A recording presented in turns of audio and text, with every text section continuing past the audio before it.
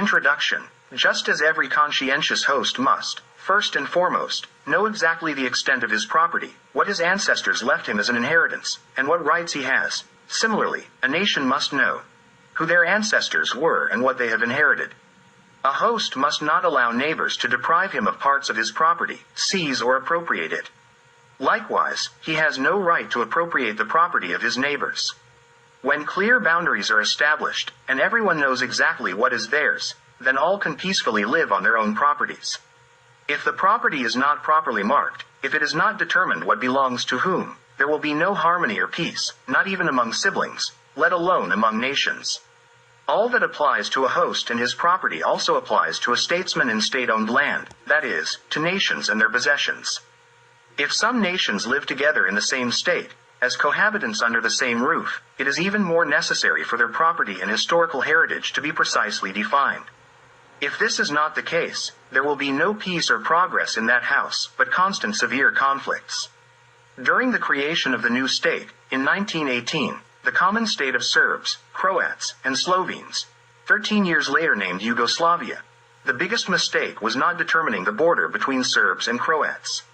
All the misfortunes of Yugoslavia stemmed from this unresolved land issue, and all eventually came down to that question. Without a clear account, there can be no peaceful coexistence, neither with well-meaning nor with ill-meaning neighbors. Nikola Pasic was aware of the mistake made at that time, and he warned not to enter a community without a clear account, and that it was wrong to create a common state with Croats without prior determination of the border. He demanded that what belongs to whom be marked and that the line be drawn. Unfortunately, they did not listen to him, and that mistake cost us Serbs millions of lives, and we are on the path, if we continue like this, to lose half of our ancestral property, our Serbian land. Our experience teaches us, and current events remind us. Establishing a just and final border between Serbs and Croats is today the most crucial issue that needs to be resolved, and the peace between these two nations, as well as the peace on the entire Helm, Balkan, Peninsula, depends on its proper resolution. Croats constantly speak of their historical rights, so it is time for us Serbs to speak about it and write about it. If we present the factual situation, the truth, instead of empty dreams, we will be much better and more likely to reach an agreement. In the world, two fundamental rules are used to determine the borders between nations or states, namely historical right and ethnic right. Ethnic right arises from the distribution of the population, and it can always be easily seen and established. Ethnic right implies the right of the majority population to a specific territory, but only if no other party has historical rights to that land. In simple terms, if both nations are like pumpkins without roots on that territory, ethnic right can be applied, as is the case on new continents like America and Australia.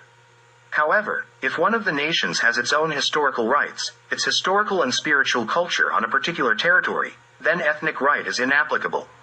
Historical right is much stronger than ethnic right, as it prevents usurpation and aggression. Without strong historical rights in Palestine, the Jews would never have obtained their state, Israel. Even the empathy of the international community for their tragedy during World War II would not have helped them if they hadn't had their historical rights. We Serbs have been very negligent towards our historical heritage, and that has caused us significant damage in the past and the present. We allowed other nations, mostly hostile towards us, to shape our history and determine our historical rights. This historical overview focuses on the Western Serbian lands, while other regions are mentioned only in relation to the main subject. Readers will find plenty of new and lesser-known material and facts in this book. That is precisely the purpose of this book. If we had nothing more to say than what they already know, there would be no need to write this book. Dr. Jovan Deretic.